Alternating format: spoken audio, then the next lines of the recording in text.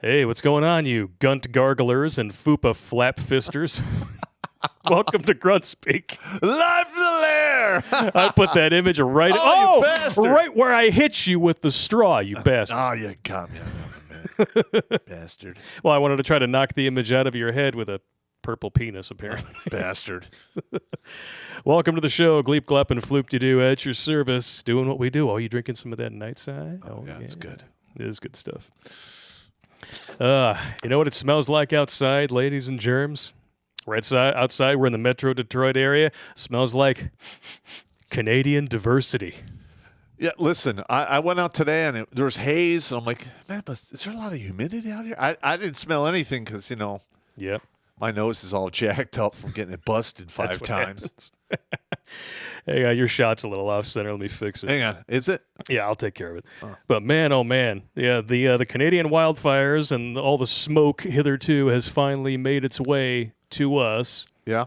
And now the outside just kind of looks like the smoking lounge at a freaking all men's club. Yeah, Smokey the Bear is very very sad right now, I guess. Yeah. Apparently, they didn't get the memo that only diversity hires can prevent forest fires. All right, now we're going to see a lot more of this diversity hire bullshit moving forward. Yep. Because they're literally, are a whole generation of butthead idiots who are taught what to think and not how to think. Butthead idiots. Yeah, listen, I mean, the ones that got a trophy for just showing up, the participate. Yep. In the real world, that is worthless horse shit. It doesn't take you anywhere good. I'm swearing. Gay! I'm swearing already. I got to cut back. It's 8:02. All right, we didn't make it that long. I said the S word. I'm not trying to not drop any more bombs. Oh, you're such a poopy pants. You excrement wiper. We're just going to resort to kindergarten talk on YouTube. You cock-a-poopy. You're a cockapooth. Oh, yeah. Oh, pussy feathers. And listen, I want to thank the supporters for the input. We filmed the pop culture Ho Handbook 101. Oh, it was glorious. And there's enough material in there we can actually put together Ho Handbook 102 and 103 probably. Oh, yeah. We'll have to have an advanced Ho Handbook at some point. Yeah. And we have another one coming out. It's all rhyming. Yeah, then you can have a dictoral thesis. Or a dictoral thesis. Yeah, for those of you that watch the show that are not actual supporters, on Sundays, I usually go through upcoming events or upcoming ideas for future shows. And there's a back and forth. There's a lot of input. I ask questions.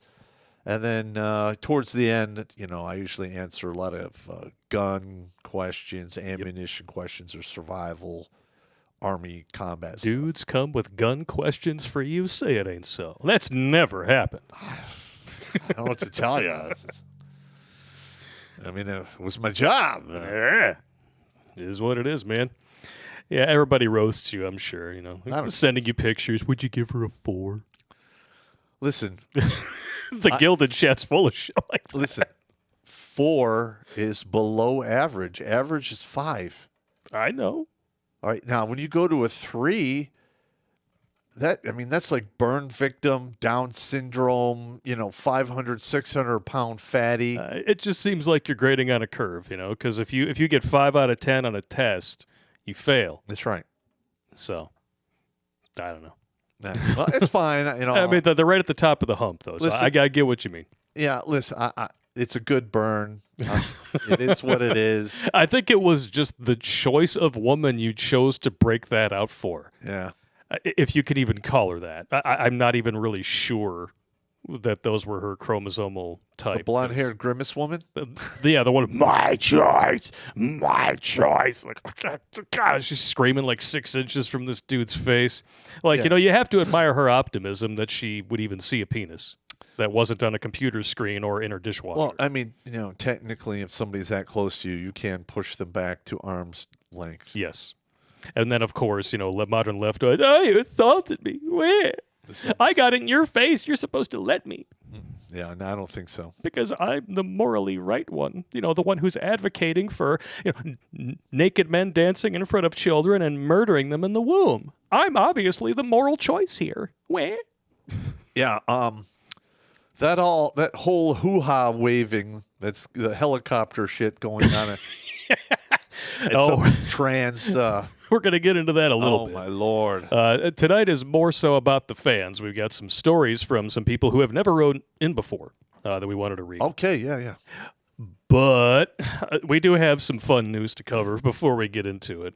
Of course, one of our favorite punching bags on this show, Disney, just at the box office, has lost almost $900 million this year alone, and it's not even July yet. Yeah, and their parks are down.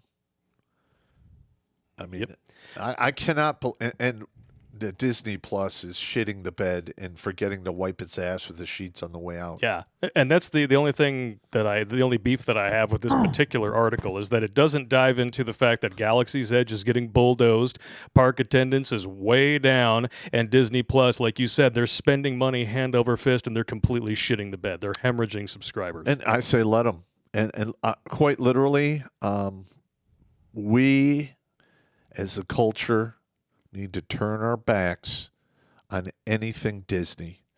They are not who they used to be. No. They have sold out to the forces of darkness, and they're looking for new converts.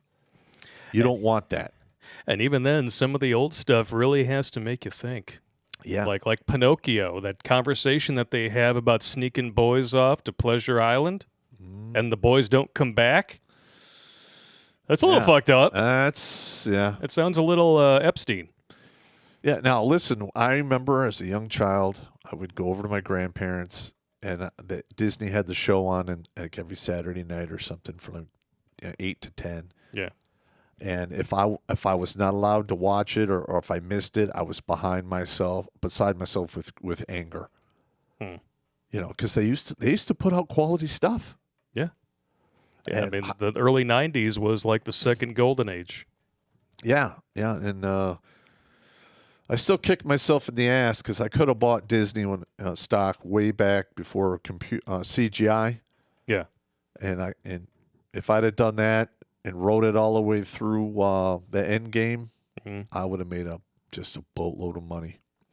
Oh, we just got a correction. To Master 12, it's not Galaxy's Edge that's getting the bulldozer, it's Star Cruiser Hotel, which was like $4,000 a night or some shit. Yeah. Listen, man, that better come with like a high-priced call girl for $4,000 a night, and she better be dressed as Princess Leia in the gold bikini, and she better do whatever I want to my Jabba the Hutt downstairs. That's right. I want the girlfriend package. Because $4,000, you can get the girlfriend, package at the Bunny Ranch for like a day and a half. Yeah. Although at the Star Cruiser Hotel, it would be the "I Love You, I Know" package for the weekend. Yeah. Or it could be the winking starfish. Salacious crumb. Yeah. Getting her throat swabbed out with a panas. Yeah. You saw Chupa. Yeah, you can always get the Jabba the Hutt to roll you around and see where the wet spot was. Yeah, get over here, Gorlock. We ran out of Jabbas for tonight. Just roll you down into the kitchen. You could pick up your tip there. Ah, man. You got me. Roll it right into the buffet. Wow. Oh, man. Unbelievable. On the other side of the world, Now, here we go. something came up recently, too, that's really got me wondering if it's already happening here and we just don't know about it. Check this out. Pretty sure it is, because you remember. I would bet on it. Remember when the whole, coof thing started, and they were saying, black people. Oh, yeah, black people, yeah. World. World ending, black people most affected. Yeah, and listen, one of the main reasons it was so devastating in that population is their lack of vitamin D. Yes. And listen, there's been studies since then that if you have a decent level of vitamin D in your bloodstream, you are way more robust to resisting this kind of bullshit. I don't know. It seems like single mamas in the ghetto have plenty of vitamin D. Well, Just get dark in here? That's the wrong type of vitamin D. But, Get some vitamin V for your vitamin D. Well, the thing is, at our latitude in the United States, you really can only get enough vitamin D per day for 3.5 months out of the year. Yeah. All right. And if you listen, people of color have way more melanin than we do. Yep. And it requires a lot more sun for them to get the vitamin D. And I just want, I want them. I don't want anyone to die. I just take your goddamn vitamins. You go to CVS, you could buy vitamin D. Yeah. 2 months supply for like $15. Yeah. But all the vitamin D in the world ain't going to help you against this racist horse shit. New Zealand has been using a race-based surgery waitlist since 2020, and we're just now finding out about it. Like I said, it says on the website, you can go see all these sources, redonkulas.com. $10 says this is already happening here, and we just don't know about it yet. And it's probably happening in Canada as well. Oh, yeah, it wouldn't shock me at all. This is, those Kiwis, you lost your damn mind when you elected that tyrannical Quanta, and this is what you get. Well, you're actually being nice. She's way worse than that. Oh, yeah. Her and Gretchen Whitmer probably get together and Lick livers? and go 19th holing, if you know what I mean. Well, maybe they like Either sending people to their death or just bending over and having balls chucked at their fourth point of contact. Yep. Stretchin' Gretchen. A well-earned nickname. Yeah. You know, those down low Dans, they like to Yeah, they like to charge in the emergency exit, if you know what I mean. Yep. And people like this, I'm sorry, they just get high off their own farts. Kind of like this little kid here. There we Check go. it out. Oh, nice.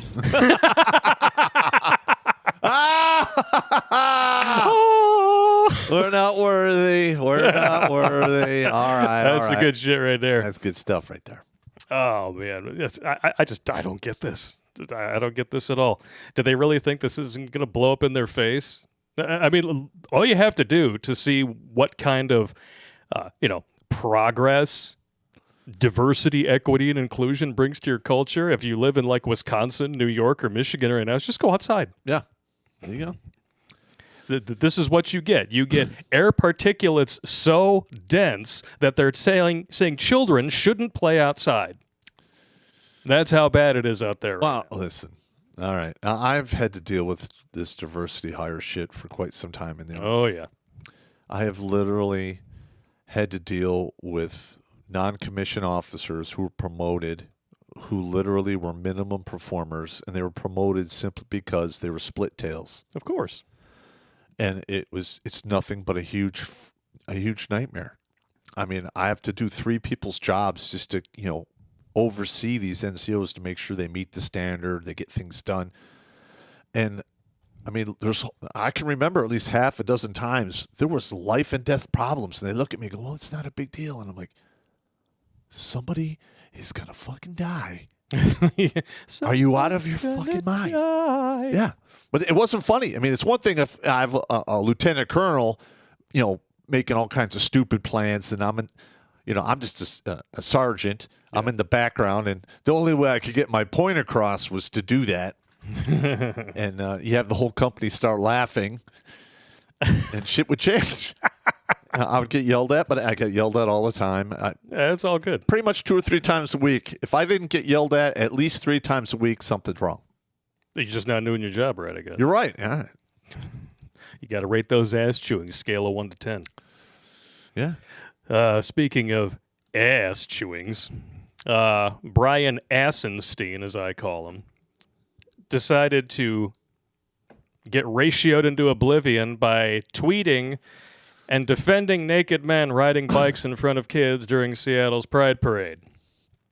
Number 1, he says, seeing a man naked on a bike isn't going to have much of an impact on any kid. They have likely seen their father or brother naked before. I'd stop right there.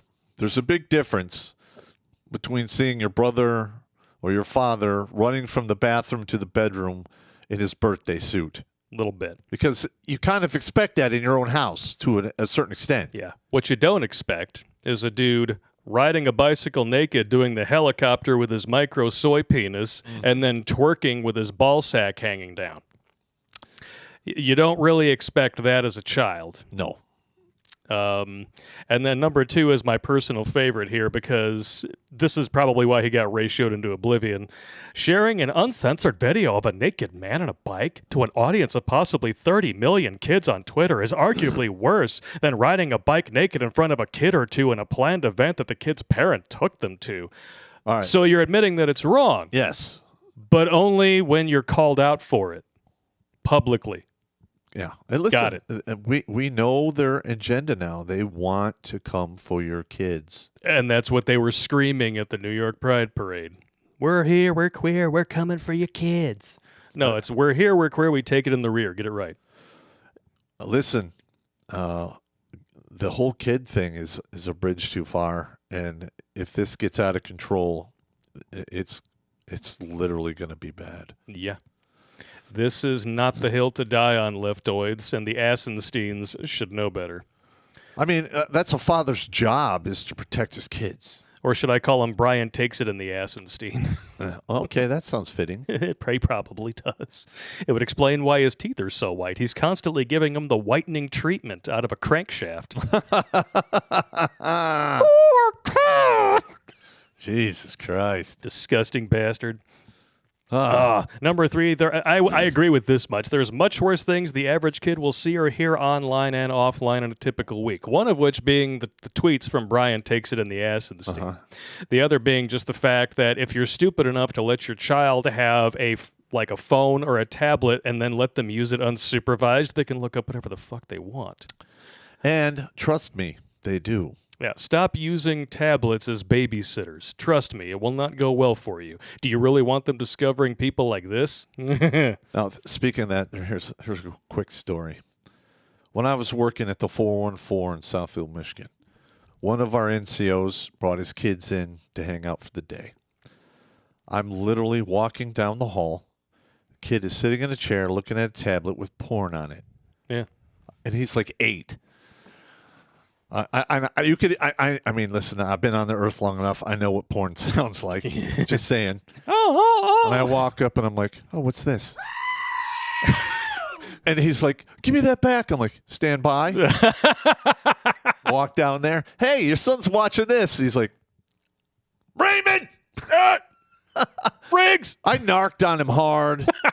But listen, you got to do that, man. It's just out of control. Yeah.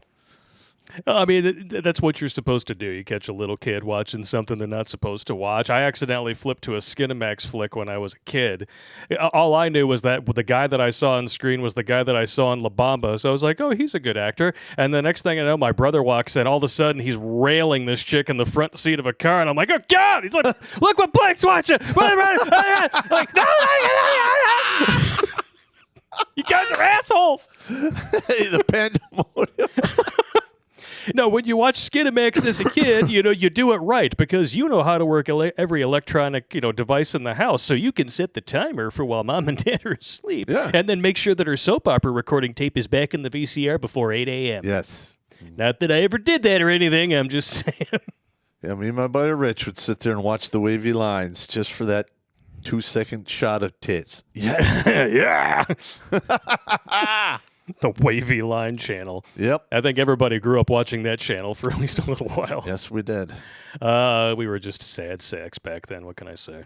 Now it's so easy.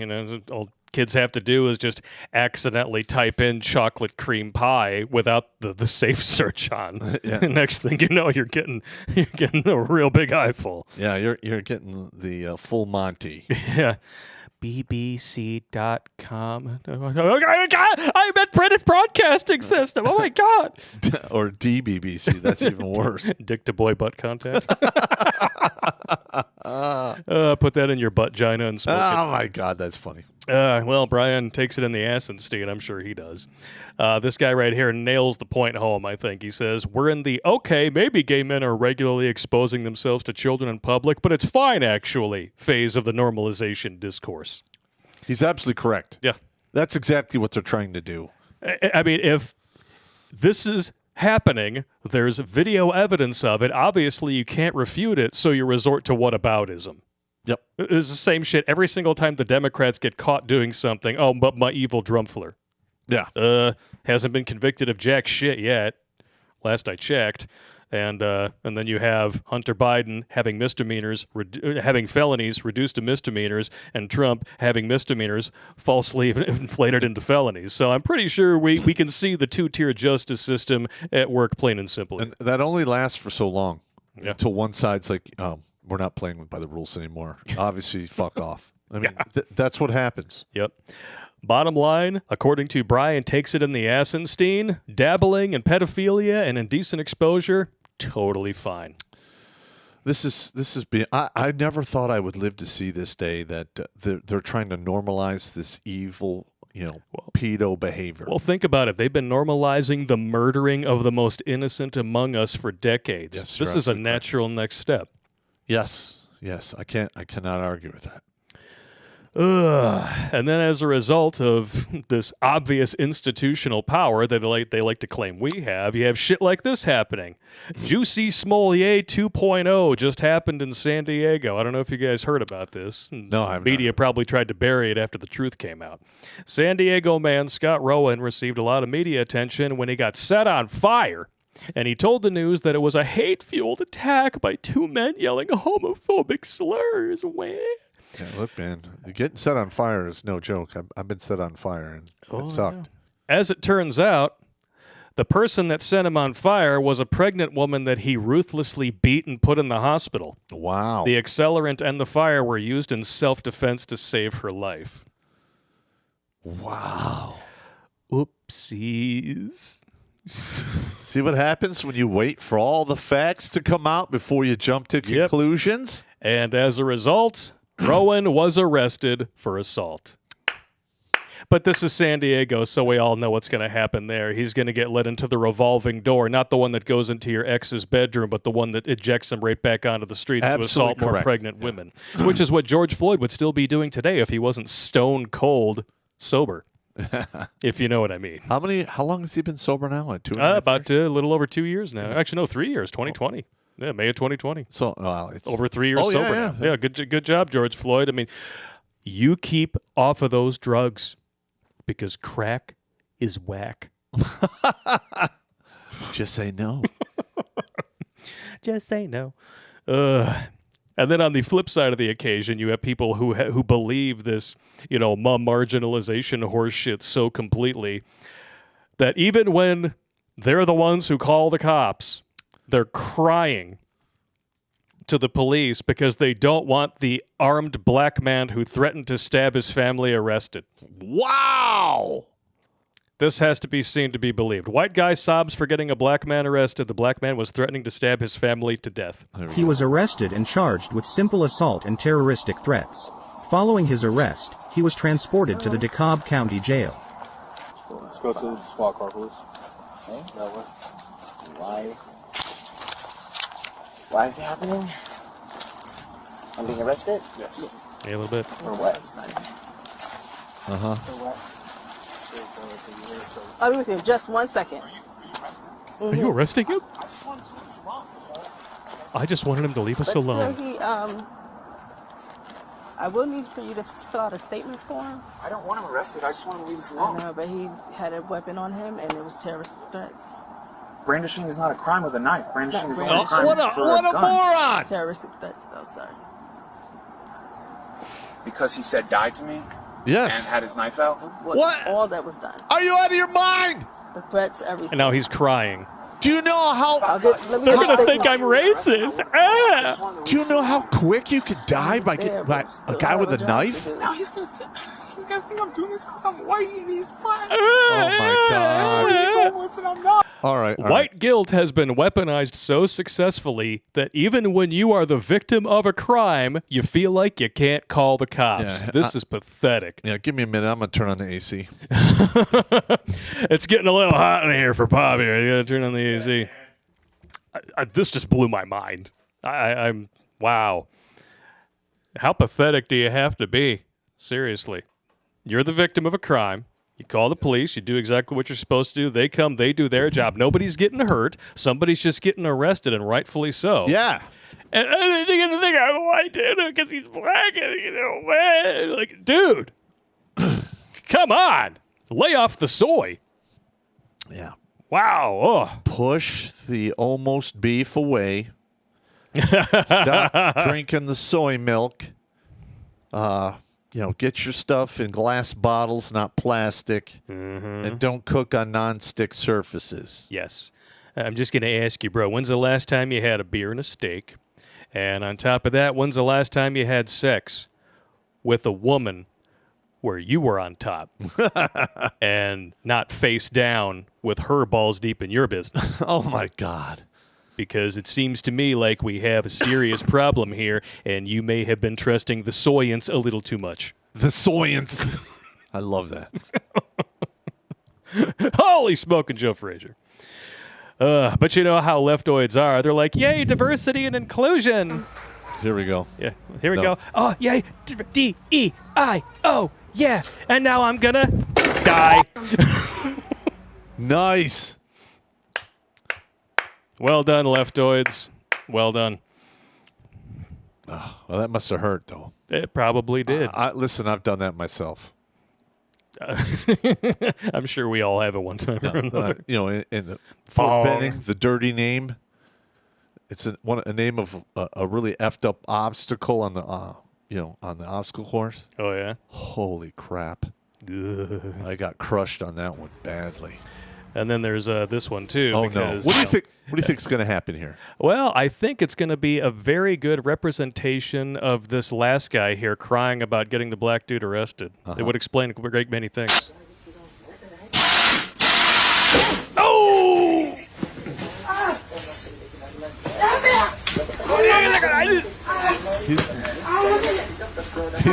You need to go to the hospital, bro. I'm pretty sure his balls are somewhere in the middle of his large and small intestine. Something's going to need stitches.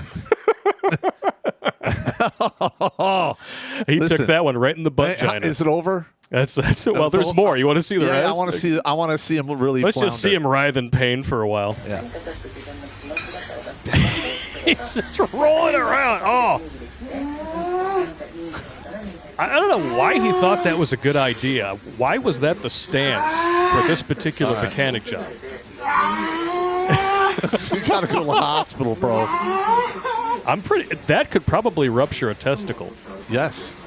With the force that those springs let go. Yeah. Oh, you could easily rupture a testicle. I bet you he never does that again. Some mistakes you only need to make once, kind of like marriage. Wow. Yeah. I hope the guy's okay. I really do. Oh, I hope he's okay too. But it's a Darwin Award in making, right there. That truly is a Darwin Award. Rancid, disgusting. Kind of makes you want to cup your balls and just be appreciative that they're still there, doesn't it? Ugh. Welcome to current year. It's a representation of your average leftoid. Yep. We could read a couple of chats here, and then we'll get into some stories from you guys. All right, because let's do you are why we are here. We love you guys. No homo. Sharpshooter James. Blake, what the hell is with that thumbnail? It kind of reminds me of... Oh, God, no. I hate this one. Actually, you know what it reminds me of is Karen Black in Trilogy of Terror with the teeth. You remember the one with the living voodoo doll? Oh, yeah. Chased her around, and then at the end it possesses her, and the last thing you see is that face, Yeah. the dark eyes and the sharp teeth. That's what it reminded me of. So as soon as I saw it on the stock side, I was like, that's perfect for today. That's an old movie, isn't it? Yeah, 70s or 80s. Yeah, I remember watching that on Saturday, and it really creeped me out. I was like, ugh. Yeah, they made a sequel that was like, I think just for the USA Network in the 90s with Lisette Anthony, Chef's Kiss. And I think that actually influenced the Chucky storyline, too. It may have, yeah. I think Child's Play did it a little bit better. Jackson Whittier, would you ever do a show with Richard Cooper or Undead Chronic? Sure. Well, I don't know about Undead Chronic. Richard Cooper, yeah. Yeah. I'm not gonna enter in any beef or anything, but No. We'll see. Fan I Am sent some clips. We're going to save those for New Tech. Speaking of which, after our last stream, which went until nearly 11 p.m., we had a talk about trying to set some guidelines for Super Chats, and one of them was if you can refrain, gentlemen, from sending us copyrighted material. Yes. If for any reason this show were to gain any sort of traction in the free speechosphere, they would hammer us. And we were seeing, copyrighted material on the show, they could hammer us for that. So we're going to try to steer clear of that. And if we get like some kind of copyright, it's such a pain in the ass to undo the whole thing. Yeah, I mean, fair use has to be within a very specific window of time, and it has to be relevant to a point or like an educational, satirical point, something like that. We're just trying to make sure that we're good with that. Gotcha. Like doing the little clips like we do in the pop culture videos, those are fine because they're under a certain time frame. Like it's really short though. It's like 7 seconds. But a lot of these are just personal videos that people put out to the ether for some laughs. Yeah, I mean, if you want to send us the viral videos, all that stuff, like the clips that Fan I Am sends, and those are totally cool. But if it's something that they paid hundreds of $millions to produce, they're gonna want their cut. Yeah, it's they want to come for their Disney blood money. Yeah, you are correct. Yeah. But with that being said, don't feel discouraged, to send us copyrighted material. We just can't watch it on the show. So if you want to send us copyrighted stuff, we'll watch it afterwards and send you a genuine reaction via email. Well, it all depends how much we get. Exactly. I spend 2.5 hours interacting with Yeah. fans. Like Digital Do. Love you, bro, but holy shit, you spend a lot of time on the internet. Yeah, I know. And, we put those in its own file, and we have time. We go back and get them. So keep doing what you're doing. It is what it is. Yeah. It is what it is. All right, we got Jackson Whittier says, just FYI, that Gorlock the Destroyer is actually a man. Yeah, we know. Yeah, I know. Oh, but she's a 10. She can get any guy she wants. And I don't work, so you're going to have to pay for me. Got to pay for my, what's that called? Phallosectomy? Whatever. It's disgusting. I don't even want to know. Hear it. I don't want to hear it. Just kill me now. Michael Morgan. Pop, your definition of a 4 out of 10 frightens me. What would be a 1 out of 10? That'd be bad. That'd be like burn victim, missing body parts, facial wrinkled components. up 90-year-old woman. Probably a 2 or a 1. There you go. Oh, what do we got? Mr. Miggy, AOC with the Blue Johnson and Chariots of Fire. Oh. Okay, we haven't seen that one in a while. Let's check it out. No. What? It's a good one. Oh, there we go.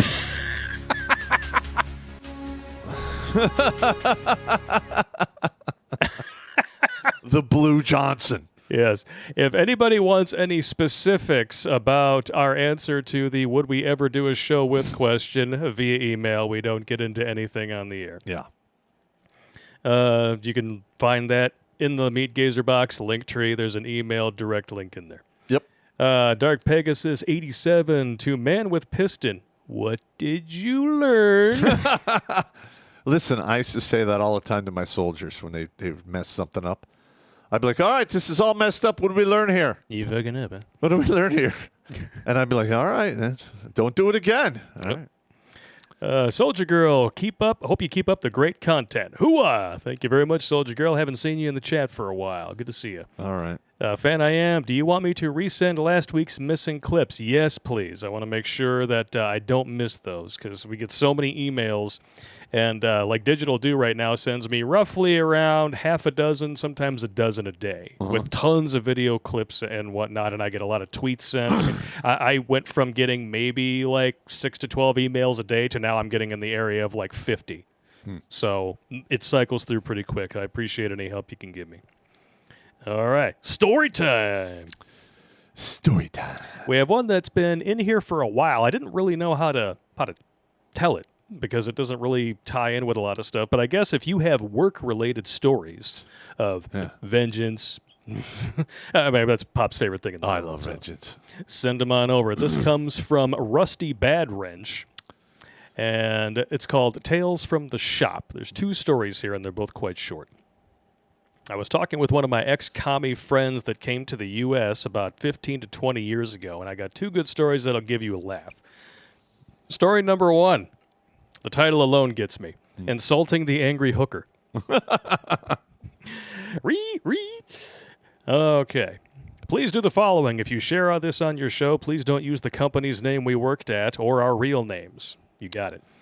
The lawyers have my picture on a dartboard and are salivating for a reason to fuck me with a lawsuit. Oh, yeah? I was a union steward and committee man at one time, and those stories are not short by any means, and not for this email, so on to the story. When reading quotes from Vlad, I do so in Ivan Drago's voice from the Rocky movies. Okay, I can do that. I'll do a little Russian accent. So me and Vlad worked together at a leasing joint in Plymouth. One night, about 4 other guys asked me and Vlad if we wanted to go to the titty bar with them after work. We worked the afternoon shift, by the way, and both said yes. By the end of the shift, I was too tired to go, but Vlad did go, and this is the story that I was told along with the entire company. The hooker did the usual want to go to the jerk-off room and pay me money sales pitch. Now the good stuff. Vlad, excuse me, but how much? Stripper. How much for what? Maybe fuck. $200. $200. May I see your pussy? Sure. So Nice. right in front of everyone at the table, she pulled her panties to the side, showing her goods. Vlad leaned in and all of a sudden snapped back into the chair and yelled as loud as he could, "Damn, that's a regular pussy. For $200, I expect gold pussy, motherfucker. I work 1 full day for $200. No, I give you $20 and you can suck it. The other strippers at the table were laughing hysterically. Oh, man. The other guys from the shop were pissed at Vlad because everyone in the strip club heard him and they were staring, laughing, and pointing. The stripper stormed off mad. And then the owner of the strip club came over to the table and asked who yelled that. Vlad said, I did. The owner started laughing and gave Vlad free drinks for the rest of the night. What I was told about the conversations that went on after Vlad did that was that a particular stripper was a mega biatcha. And everyone there hated her, and that's why Vlad did not get an ass beating or kicked out, because she deserved it. Listen, I've been thrown out of strip clubs. What were you thrown out for? You know, being a dick. Oh, okay. Running my mouth. And that's not for puking because you drink your vomit? That was a different event. But it's the story where I flicked that dude in the eyeball.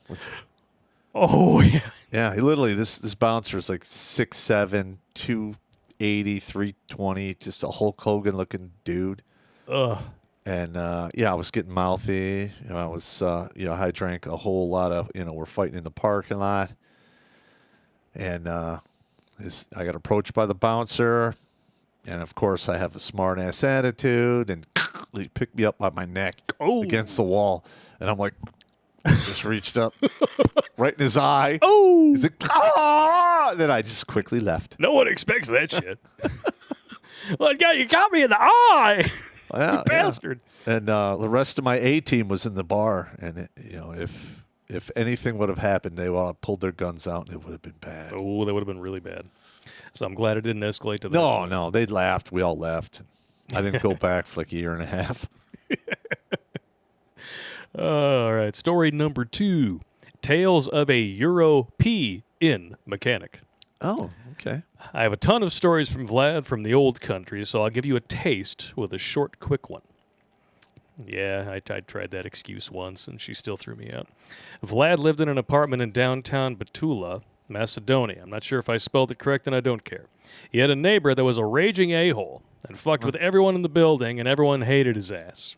Being a diaka one day, he had a steel security door installed instead of the standard wood door that everyone else had on their apartment. Save that info for later. One day, this guy messed with, I believe, Vlad's wife. Oh, no. And pissed Vlad off. So Vlad went to work that night. He was working like a second or third shift overlap at that point in time. He drove his service truck home in the wee hours of the morning. For story's sake, let's say 3 a.m. to give it context. He woke up the direct neighbor of Dickbag. Vlad asked Dickbag's neighbor if he could come borrow some electrical power. Then Vlad explained he needed a drop cord to run some tools to fuck over Dickbag the neighbor. After getting set up, Vlad and the neighbor proceed to weld Dickbag's door shut with one of those portable stick welders. Nice! After finishing and cleaning up, Vlad hurried back to work with no one the wiser. Vlad said when he got home from work, his building was full of cops and rescue personnel. They had to chop the door frame out of the wall to get him out of his apartment because he was on an upper floor and there was no fire escape on the windows. Okay. I think that's a code violation. But this is Europe. It's so Europe, probably nothing. Dickbag had to pay to fix the damage to the apartment building that the rescue team caused. The best part is it took weeks for the giant hole that had to be used as a door to get fixed. Gotta love the crazy Russian block a-holes. They do some fucked up shit. Yeah, I wonder if the guy continued to be a dick after that. I think you should take the hint. Yeah? Yeah. Oh, we got a third shop story. I didn't see this one. Oh, no. Oh, excellent. All right. Let's read this one. I'm reading this cold, so I'm going to try to read ahead a little bit in my brain pan here so I don't miss anything. But that was a good one. You ever welded anybody into their apartment? No. I did have the evil genius in middle school basically somehow welded my locker shut.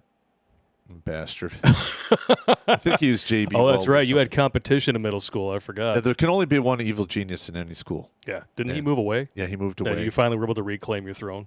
Yeah, he was way better than I was. I'm sure he was making like weapons or something, nuclear warheads, what have you. There you go. That guy had me outclassed. Pixel's going their own way. Just joined the stream from Poland. He says, I missed the start of the stream, so I will rewind now. See you in the future. Great Scott. This is heavy. All right, next one from Rusty Bad Wrench. Normally when I sit down to write you an email, it's to share some of the crazy shit that I or my coworkers have done to each other. This time I'll give you a serious story about me. Okay. Okay. I was watching some of your old videos, and it brought to mind my brushes with death. 2 in particular. I'll start with the most recent one that happened. I found myself in the ER of Henry Ford Wyandotte Hospital, sitting in a bed, dying. So this guy's in Michigan. Yeah. All right. How did I get there? It started with me simply bending over to pick up my Xbox to move from the bedroom TV to the living room TV. 2 discs in my back exploded. Oh, my God. Take a jelly donut, make a fist, raise it over your head, and smash the donut. My L4 and L5 discs both blew that bad at the same time just by me bending over. Wow. Whoa. That's bad. This is bad, right? Yeah. This is bad. That is not good. Oh, I was paralyzed from the waist down, and I'm not sure for how long, maybe 5 minutes, not sure. I regained use of my legs. I got up out of the puddle of piss and walked to the car, and my wife drove me to the hospital. They treated me right away. The doctor examined me and was in disbelief that I walked into the hospital. Wow. They proceeded to almost kill me with medicine. Yeah? Just as a note, it's not malpractice on the hospital's part. I can have strange reactions to pain meds. I'm the same way when it comes to painkillers. Yeah. I have a buddy of mine. He's actually immune to morphine. Well, since I'm O negative, Yeah. it takes a lot of painkillers to do the job. Oh, I gotcha. Yeah, I'm O positive. They work on me just fine. I tried to read my boy a story one night after I took a muscle relaxer for my back pain, and I was like 3 pages into this book, and I started talking like this. I think it's time I put him to bed. It was like The Rock waking up from the Coen Labo scene in The Rundown. Yeah. I hate this place. I just want to go to bed. I want to go home. That's what I was talking about. Oh, man. So he continues here. 1 minute, I can take it. The next, I'm sick as a dog from it, and I have to get something else. Yep. So that day I found out that I have a morphine allergy. Ooh, that's bad. That's not good at all. The experience is now burned into my soul. I laid there, no longer in pain and feeling okay considering what had happened. Some time had passed, then all of a sudden I was pouring sweat and I got hypersensitive. My skin felt warm, and the best way to describe it would be like cool little bubbles popping all over me like what you see in a soft drink glass. I started to get sick and sent my wife to get someone and tell them I was dying. I knew that because I looked at the monitors and the alarms were going off. Well, that's bad. My BP was dropping like crazy, and blackness was taking over my vision.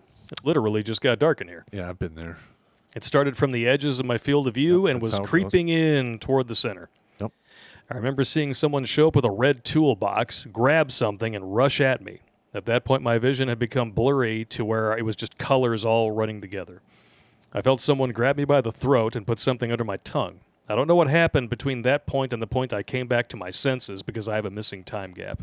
They probably tubed him. Yep. That one experience completely changed me. I look at the world differently and stopped letting the little things bother me. I'm happy to be alive, and I wake up every day thankful that I'm still here no matter how bad life is at any given point. Sounds like he went to the lobby. Lobby. Let's go out to the lobby. Normally, you Let's go to the up lobby. lobby. That's what happens when you come back. Yeah. I was about 7 years old. The other incidents, he said, can't be confirmed. You'll understand why I say that. I was about 7 years old, and I had gotten a rotten wood sliver in my finger. My mother couldn't get it out. Oh, no. And I ended up in the hospital with blood poisoning. That's bad. I had emergency surgery. My mother said I almost died in surgery. I was asleep, and my mother likes to blow things out of proportion and say things to get sympathy from other people. Her being like that caused her death in the end when she was actually sick and no one believed her. Now that's fucked up. Wow. Whoa. That's the boy calling wolf thing. Exactly. Yeah. I made sure to read my son that story. I was like, you need to be picking your battles about what really hurts, all that stuff. Hold on a minute. So we're done with the first story with the back thing? Yes. All right. I'm curious. Did you have to have surgery to correct that? Did they fuse it, put in a cage, or they just trim out the disc and send you home? I mean, what did they do? Yeah, Rusty Bad Wrench, if you can send us a follow-up, we'd like to know. Because I know lots of guys who have back problems like that. Oh, yeah. And usually they have to get a fusion That's not good. A buddy of mine, he had to have a back surgery when he was 29. Whoa. Yeah, it Did he was rough. smoke? No. Oh, wow. Must No, run in his family or something. Yeah, he's had a lot of issues Yeah. since then. He had like a stretch of like 3 to 5 years where he was in the hospital every year for like a week stretch for something different. Even diverticulitis at one point. They had to take part of his intestine. God damn. Yeah. Well, I know that if you are a smoker, your cartilage disintegrates at a 15 to 20% faster rate. Ooh. It's not worth it. No, definitely not. That's a lot of pain, man. That's a lot of pain, especially in your later years when you could probably, do well to take care of your meat soup. I mean, that's what I do my best to take care of mine, man. Yeah. All right. So my father mentioned the incident a couple of times to friends, but I never really asked him what actually happened. So I have no idea if what I experienced was a dream or real. I was standing at the edge of a forest with a clearing in front of me, and I felt warm and secure. I walked to the field, and there were a bunch of children around a man sitting. He was wearing robes and had a full scruffy beard and long matted hair. They stopped what they were doing, and all of them looked at me, and one of the children waved me over. I ran to them. The man looked at me and said, "What are you doing here? You don't belong here. You need to go back to where you came from."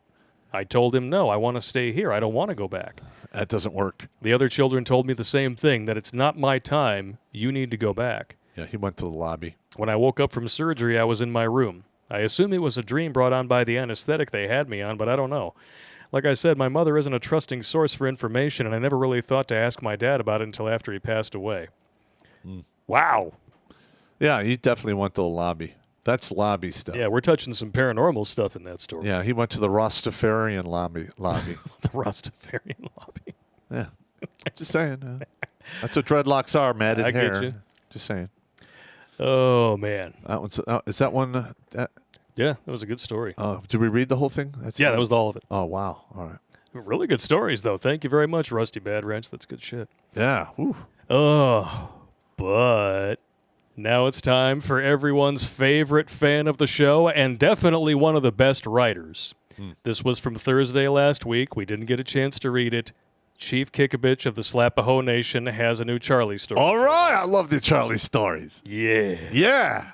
I noticed a couple of typos and instances of subject-predicate mismatch in the story I sent you, so I fixed them and decided to attach the Yale University Hustle. Say that 3 times fast. If I don't get to read it, he goes through and edits it for me so that it's even better. I love this guy. I was going to write up the story on how Charlie and I got into the collectible book business when a large supply of them fell into our hands for free. In fact, we were paid to get rid of them.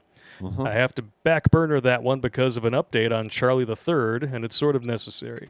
We decided to keep him out for a couple more days without telling his mother. During the 4 days we were supposed to be gone, she did not call once to see how he was doing or answer our calls once, so we figured out she wouldn't be concerned. She wasn't and didn't call to see where we were or even if he was all right. Yep. Lovely. After SeaWorld, the San Diego Zoo, and the Wild Animal Park, we drove north to take him to Disneyland, and despite my feelings about the evil people who run it. Although school's out, the wait times and at even some of the more popular rides were 10 minutes or less, making it possible to repeat attractions back-to-back more than once. The lines would have been over an hour long if they had not gone woke. Yeah. Well, you figure, I mean, the attendance is down quite a bit. Oh, for yeah, that to but happen. people are sick of it, man. They're done. And yet they keep doubling down. Keep going, Disney, and we'll see you at the other side. I had used their website to periodically check wait times so we could maximize our use of the park, even if it meant carrying him, up to get around faster than he could walk. He loved it all, especially Haunted Mansion and Pirates of the Caribbean, Matterhorn bobsleds, Hyperspace Mountain, Mr. Toad's Wild Ride, which just happened to be open for the next month the day we got there. In his jacked up state, Charlie let it slip that his mother has a boyfriend. Oh, no. The story she told us is a complete lie. I encouraged him to talk, so he told me some of what my wife tried to keep under wraps to keep me from going off on his mom. I learned that during the time she told us she was in class, she was with her lover. She was getting it in the ass. Yeah. My wife had to fess up. Well, I could see how it's close, class, ass. Class. Yeah. It rhymes. Either way. All right. There we go. Gay! My wife had to fess up that she not only knew Denise had a man, but that her promotion was just a lateral move and her pay raise was just the same one everyone else gets after 5 years with the state. Okay. In the past, when out on a date, she left him home alone, sometimes overnight. He was being fed crap, and his improved diet is just one of the reasons he prefers us to living with her. Good. Yay, he's on the Walmart calorie beast diet. He knows that she's doing him wrong and said that he likes us better. Ooh. Damn. First, because we took him out of that ghetto school that he was afraid to attend because even the kindergartners are thugs. Now he lives in a nicer house in a peaceful neighborhood. Second, he got to see how other kids' parents take care of them. They have mid-morning snacks packed in lunchboxes, and they're well-dressed. We bought him nicer clothes that fit instead of ill-fitting thrift store stuff and concierge medical services, which is better care than we have for ourselves since his grandfather would have hooked him up like that. We also took him to his first dental appointment to have a couple of molars filled. He's going to need those for 5 or 6 more years before his permanent teeth come in. Third, he likes having a man in his life to teach him guy stuff and do guy stuff with him. Fourth, the wife always makes time for him, and that includes reading to him. Nice. She already read him all of Dr. Seuss. I love those books. Yes. The Wind in the Willows is up next, and I've started reading him The Hobbit. Find the books Miss Pigglewiggle.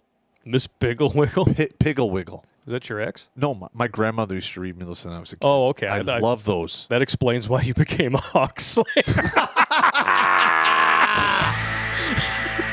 I walked in. Oh, that was beautiful. Zing, right in there, man. I walked right into that one, man. You walked in with arms wide open like, oh, yeah. It'll be fine. Right in the face. Oh, man. Oh, he continues here. Part of Sir Keith's scheme involved enlisting Charlie to drive Denise crazy. This ought to be good.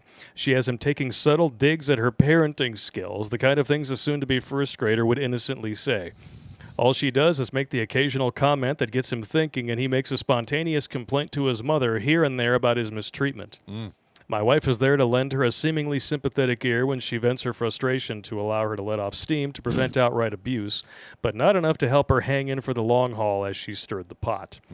I think she wants him to join the guys she's seeing, but can't because she's been keeping Charlie's existence a secret from him. Wow. Flowers in the attic situation. This is how single mamas date. Oh, yeah. I can't wait to start a family. Oh, wow. Wow. Okay. She's a real winner here. Oh, wow. I knew there had to be something up with her because even early on in the stories, I'm like, if everything that I'm hearing about Charlie Jr. is true, she can't be a good egg.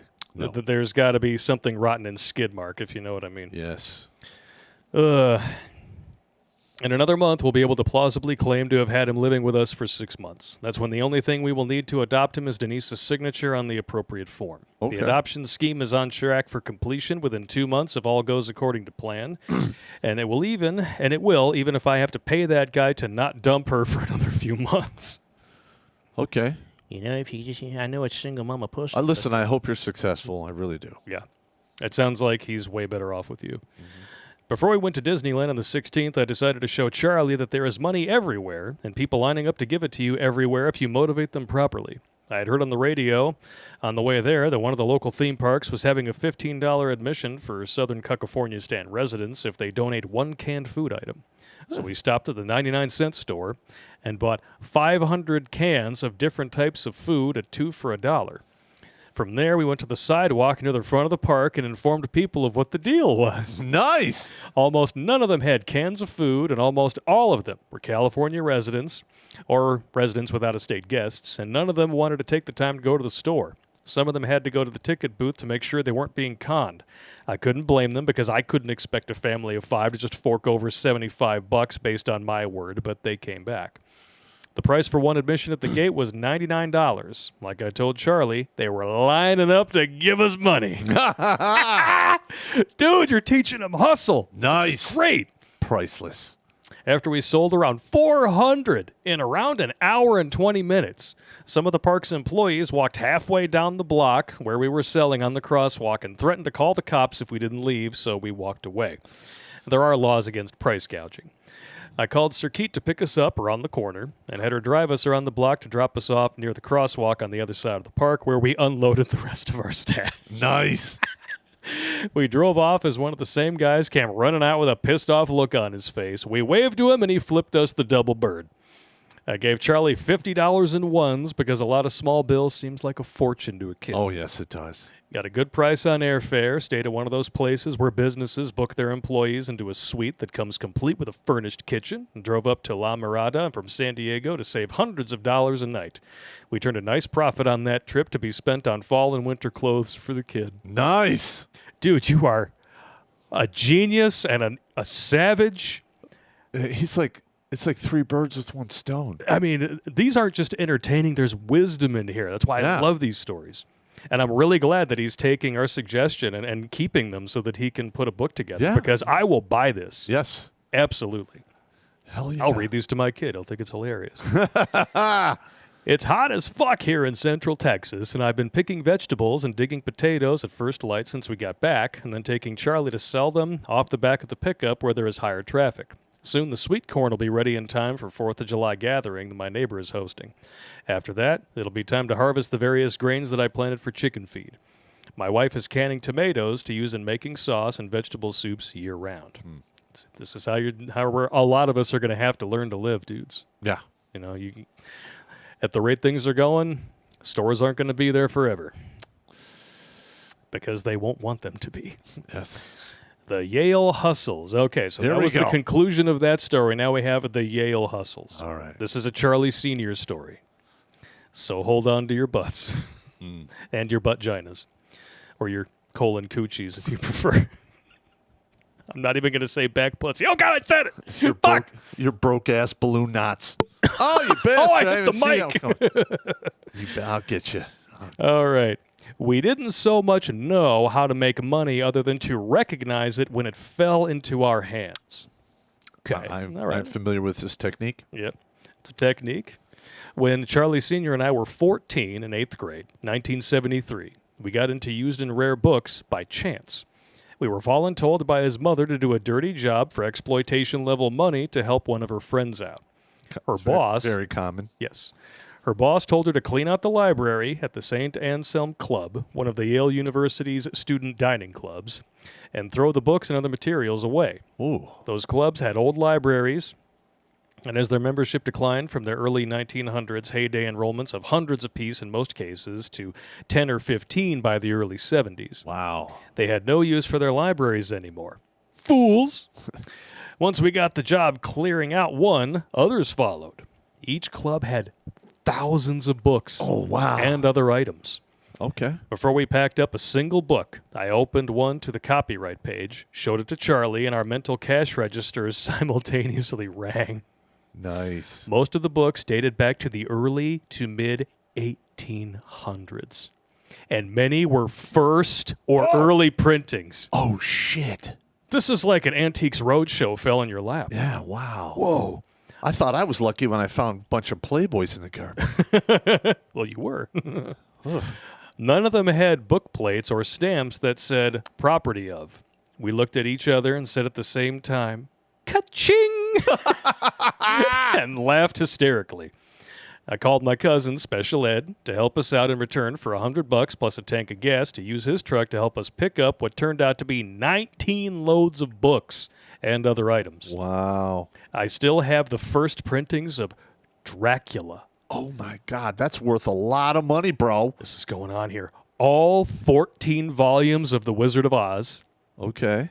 Treasure Island, early printings of Alice's Adventures in Wonderland, Frankenstein, The Modern Prometheus, Dickens Classics, and more. Wow. Some were never opened.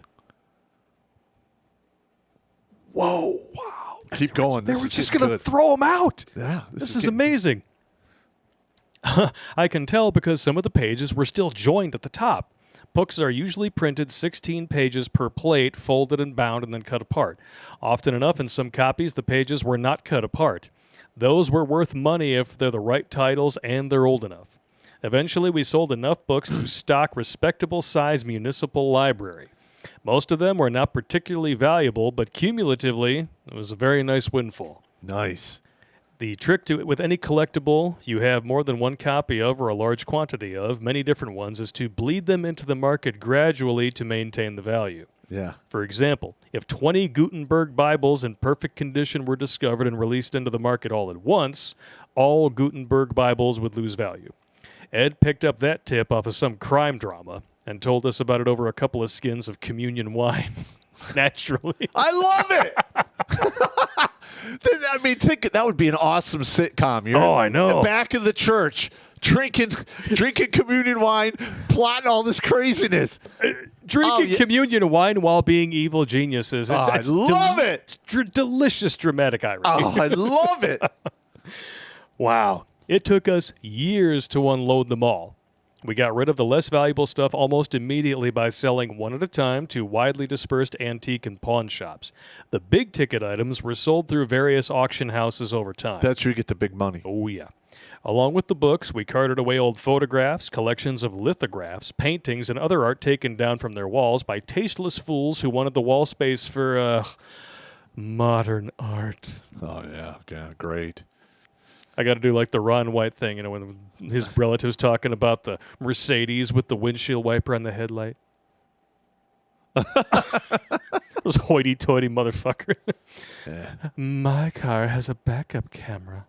Yeah. Well, my car's a rocket ship with a battering ram on the front.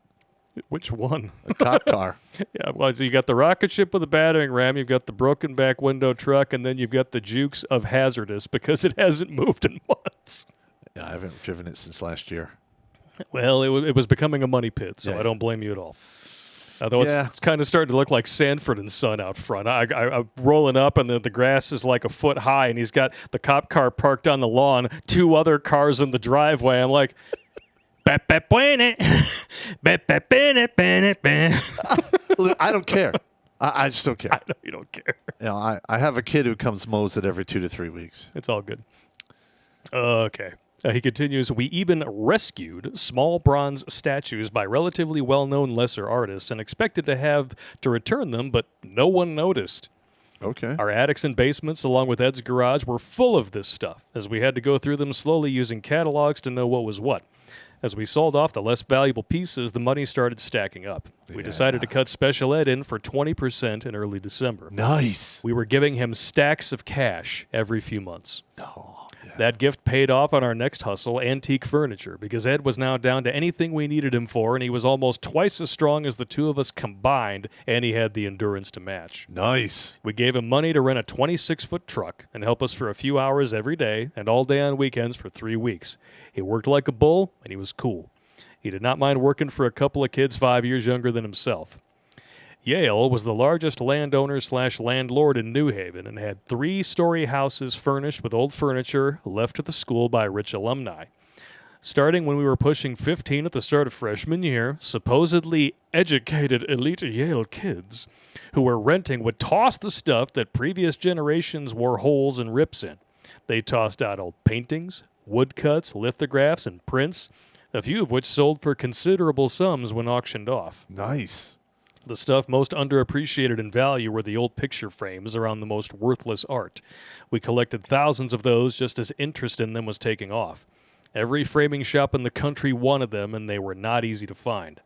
Although it was a seller's market, we had to sell that off gradually to realize the maximum returns. That's wise. Yes, we picked up beat-up antique armchairs and sofas by the dozens, and if they had good bones, even though the upholstery was thrashed. By the time we started collecting this stuff, we had given Ed his next tranche of cash from the sale of books and artwork. Nice. We also gave him money to rent industrial loft space for us to store 1,000 or so pieces until we could find buyers. God damn, that's awesome. This is an enterprise, man. Yeah. Hey, look. Yeah. You got to do what you got to do, man. Yeah. He says we're too young to sign the lease. That's what we need Special Ed for. There were enough incomplete bedroom and dining room sets to mix and match and make complete sets. Bookcases, end tables, coffee tables, etc., all just thrown out to make room for new crap. We had lots of pieces of broken mahogany furniture that was valuable for fashioning into new easy chairs and the like by putting together complete frames from broken identical furniture. One such piece was a solid, single-piece, 10-foot tabletop 3 inches thick. That's like a $2,000, maybe more. Yeah. We also picked up a lot of black walnut, golden oak, and other hardwoods. We unloaded the bits and pieces for around 15 grand total. Nice. Not counting the tabletop almost as soon as we And this is 1970s money, right? 1970s That's like money. 45, 50 grand today. At least. An Amish furniture maker bought the tabletop later. I'm sure he had that sawn into at least 4 slabs to make bureaus and tables. We fit this in around the produce business and auto parts gig during the summer of 75. After the first season, we knew what to pick up and what to leave at the curb. I was 7 years old when they were doing this, those bastards. It's genius. It is. Actually, there was nothing to fit in because the furniture collection gig lasted for only 3 weeks at the start of each semester. We were so busy during those times that we blew off homework and did the bare minimum of studying to avoid being hassled, although we were up late keeping up with math classes. Our mothers were pissed, but my father said, "Leave them alone. They know what they're doing." That's right. There you go. And this is real world shit. Yeah. Homework is homework. Yeah. They're learning Money's the real- money. Money Yeah. talks, bullshit walks, baby. Exactly. By the third year, the pickings had grown slim because the oldest stuff had already been trashed. Just as well, since we had no more room to store it without finding a larger space, and we were ready to move on to auctioned-off bikes, cars, and other municipal vehicles. Bigger and better things, bro. Bigger and better things. All right. Ed knew an upholsterer he introduced us to who was willing to give us a good price for repeat work. We started sending the best pieces to his shop. Small investment in reconditioning an armchair, sofa, love seat, etc. disproportionately increased its value. For the next 5 years, we gradually sold off antiques by appointment only and cut Ed in for a full third that he earned. All right. One day when we were 16, Ed bought a gallon of wine to the loft. We were tearing a 400-pound sofa down to the wood to make it easier to transport. He would have brought bourbon, but he quite rightly thought it was a little too much for kids to handle who had never drank hard liquor. Yeah, he'd be correct. Yes. Yeah, go with the communion wine instead. Yeah. By this time, Charlie had a van, and I had a pickup. We still needed Ed in our next venture because neither of us could sign a contract. Furthermore, he was good-natured, easy to work with, and his physical strength was definitely an asset. Besides, it would not have felt right to not include him even if we didn't need him.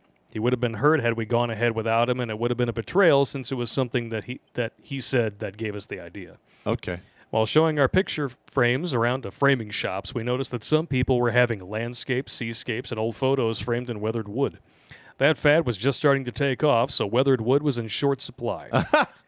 Ed mentioned that in his neck of the woods out in BFE, there were half a dozen weathered, century-old barns whose owners would jump at the chance to have someone come by and tear them down cheap since it was now a felony to burn them down. Oh, shit. We were out for the summer and could only get 20 hours per week at the auto parts store, so we were in business. Nice. On our first teardown, we noticed that the oak columns and beams were still solid.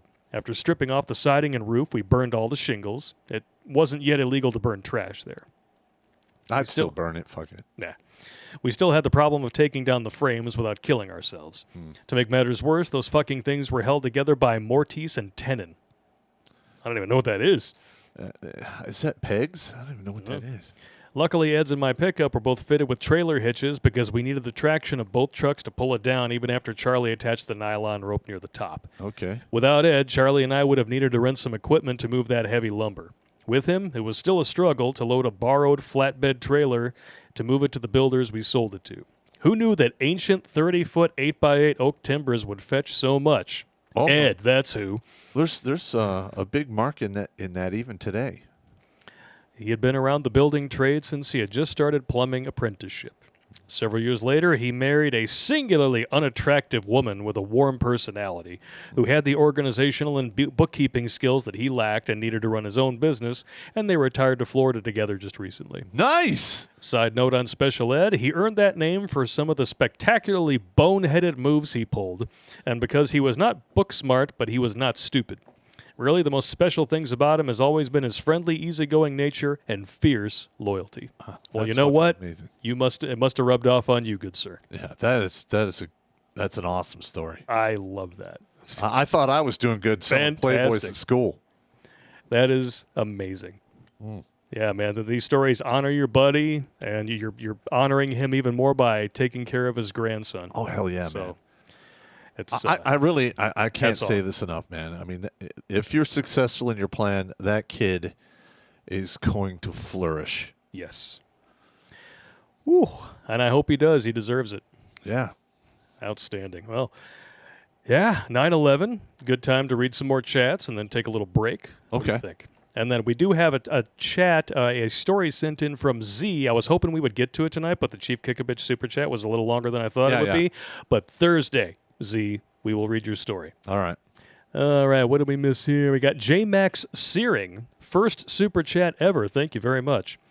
Fort Liberty should have been named Fort Roy Benavides. Benavides?